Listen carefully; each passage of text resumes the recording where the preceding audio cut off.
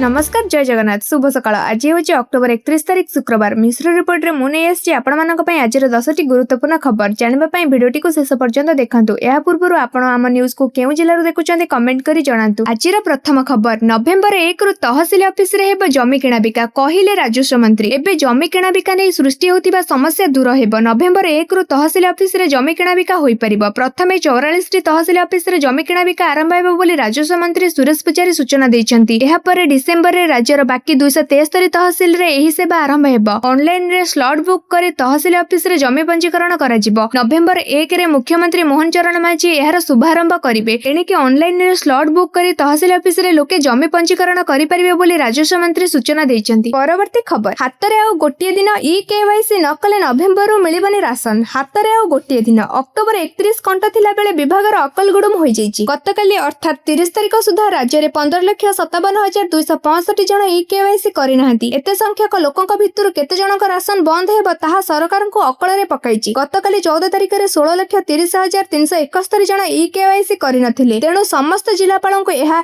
यथाशीघ्र करबाकू निर्देश दिया जायतिला। हेले 15 दिन रे मात्र 73,106 जनक ई-केवाईसी होईची। तेणु आउ दिनकरे केते जन ई-केवाईसी करि परिबे ताहा एबे चिंतार कारण होईची। परवर्ती खबर काहेकि कमुचे सुना दर। गत किछि दिन हेबा लगातार भाबे सुना दर ह्रास पाउची। विश्व बुलियन बाजार रे सुना निरंतर ह्रास पाई चलीची। 18 अक्टोबर धनतेरस रो 30 अक्टोबर पर्यंत सुना मूल्य को देखिले प्राय 10,370 टंका पार्थक्य देखा जाउची। विशेषज्ञ माने आगामी दिन रे सुना मूल्य रे आहुरी 5 रु 10% ह्रास पाइबो बोली पूर्वानुमान करिसेंती। सुना मूल्य ह्रास हेबार प्रमुख कारण भारत कोरिया एवं अन्य देश सहित वाणिज्य चुक्ति प्रति अमेरिका सकारात्मक। चलित वर्ष सुना मूल्य रे 50% वृद्धि मध्य रे निवेशक माने लाभ बुकिंग करूचंती। पार्वण शेष हेबा सहित जोगाण चाहिदा को पछरे पकाइची। जे माने कम मूल्य रे सुना रे निवेश करूथिले से माने एबे अधिक रु अधिक विक्रय करबा को जाउचंती। केंद्रीय बैंक गुड़िक द्वारा सुना किनिबा पई भीड़ मध्य स्थिर हेउची। एही सब कारण हेउची सुना दर ह्रास हेबार प्रमुख कारण। परवर्ती खबर भारत रे बड़ सुना खणी ठाब भितरे अछि 11 कोटी टन सुना। भारत रे बड़ सुना खणी ठाब राजस्थान रे आदिवासी बहुल जिला बांसवाड़ा रे लगातार तृतीय वर्ष पई गोल्ड माइन रो आविष्कार होईची। भूतात्विक सर्वेक्षण जीआई द्वारा करा जायतिबा तदंत रे कांकरिया अंचल रे सुना खणी ठाब होईची। 4टी गां को घेरी रहितिबा 3 किलोमीटर अंचल रे प्राय 1.2 टन सुना आकलन करा जायछि। केवल सुना नुहे तंबा कोबाल्ट एवं अन्य वस्तु गच्छित थिबार सूचना मिलिछि। जीआई रो तदंत परे सरकार एबे एही अंचल को पुंखानुपुंख सर्वे करबा को निष्पत्ति नेइछन्ति। आसंता नवेम्बर 3 तारिख रे सर्वाधिक बिल्डर को क्षेत्र सर्वे करबा पई लाइसेंस प्रदान करा जिवो। प्राय 3 वर्ष मध्य रे सर्वे काम समाप्ति हेबो बोली आशा करा जायछि। परवर्ती खबर one nation one police uniform नै केंद्र रो तनाघना। ओडिसा पुलिस को लेखिले चिट्ठी। एणिके सबु राज्य रे पुलिस पिंदिबे समान पोशाक। एक देश एक पुलिस यूनिफॉर्म नीति शीघ्र भारत सारा कार्यकारी हेबो। विभिन्न राज्य रे आउ अलग अलग पुलिस यूनिफॉर्म रहिबो नाही। एनै केंद्र गृह मंत्रालय ओडिसा सहित 16टी राज्य एवं केंद्र शासित अंचल रो पुलिस पोशाक उपरे सूचना मागिचंती। रैंक अनुसार पुलिस अधिकारी एवं कर्मचारींकर कोन पोशाक पिंदुचंती से संपर्क रे तथ्य मगा जायछि। एथि सहित पोशाकर दाम मध्ये तथ्य देबाकू कुहा जायछि। ओडिसा सह आंध्र प्रदेश अरुणाचल प्रदेश आसाम गोवा हिमाचल प्रदेश झारखंड केरल मणिपुर मेघालय नागालैंड ओडिशा सिक्किम तेलंगाना त्रिपुरा उत्तराखंड एवं पश्चिम बंग डीजीपी को तथ्य देबाकू निर्देश दैछन्ती। मंत्रालय समस्त राज्य को नवेम्बर 4 तारिख सुधा आवश्यक सूचना दाखल करबाकू निर्देश दैछन्ती। केंद्रर चिट्ठी पर डीजीपी कंट्रोल रूम राज्य पुलिस हेडक्वार्टर को आवश्यक विवरणी जोगाइबाकू निर्देश दैछन्ती। परवर्ती खबर मुंडरे बॉल बाजी एही क्रिकेटरका चलीगला जीवन। क्रिकेट जगत रे खेलीगला शोकर छाया। ऑस्ट्रेलिया रो एक हृदय विदारक खबर आछि। मेलबोर्न रे अभ्यास समय रे मुंडरे बॉल बाजिबारु 17 वर्षीय क्रिकेटर बेन ऑस्टिन को मृत्यु होईची। एही घटना समग्र क्रिकेट जगत को चकित करिछि। बेन मेलबोर्न रो ग्राउंड रे नेट्स अभ्यास करुथिले। रिपोर्ट अनुसार से एक सुरक्षामूलक हेलमेट पिंधि एक बोलिंग मशीन सामने रे बैटिंग अभ्यास करुथिले। तेतेबेले एक द्रुत गतिर बॉल तांको मुंड एवं बेक मध्य रे बाजिला। दुर्घटना पर तुरंत तांको गुरुतर अवस्था रे मोनेन्स मेडिकल सेंटर को पठा जायतिला। सेठारे डाक्टरक समस्त प्रयास सत्वे से मृत्युवरण करिथिले। परवर्ती खबर दशम द्वादश श्रेणी परीक्षा पई चूड़ांत तारीख प्रकाश कला सीबीएसई। एही दिन ठारू परीक्षा आरंभ। केंद्रीय माध्यमिक शिक्षा बोर्ड 2026 बोर्ड परीक्षा पई चूड़ांत तारीख प्रकाश करिछि। सीबीएसई दशम एवं द्वादश परीक्षा 17 फेब्रुआरी 2026 रु आरंभ हेबो। दशम श्रेणी परीक्षा 17 फेब्रुआरी रु 10 मार्च पर्यंत एवं द्वादश श्रेणी परीक्षा 17 फेब्रुआरी रु 9 एप्रिल 2026 पर्यंत चलिबो। समस्त परीक्षा सकाळ 10:30 रु 12:30 किंबा अपराह्न 1:30 पर्यंत अनुष्ठित हेबो। विषय अनुसार समय निर्णय करा जिवो। परवर्ती खबर अश्विनी वैष्णवଙ୍କ बड़ घोषणा। केंद्र रेल मंत्री अश्विनी वैष्णव गुरुवार बड़ घोषणा करिसेंती। ते कहिसेंती ओडिसा रे 92टी रेल ओभरब्रिज हेबो। संपूर्ण खर्च बहन करिवे रेल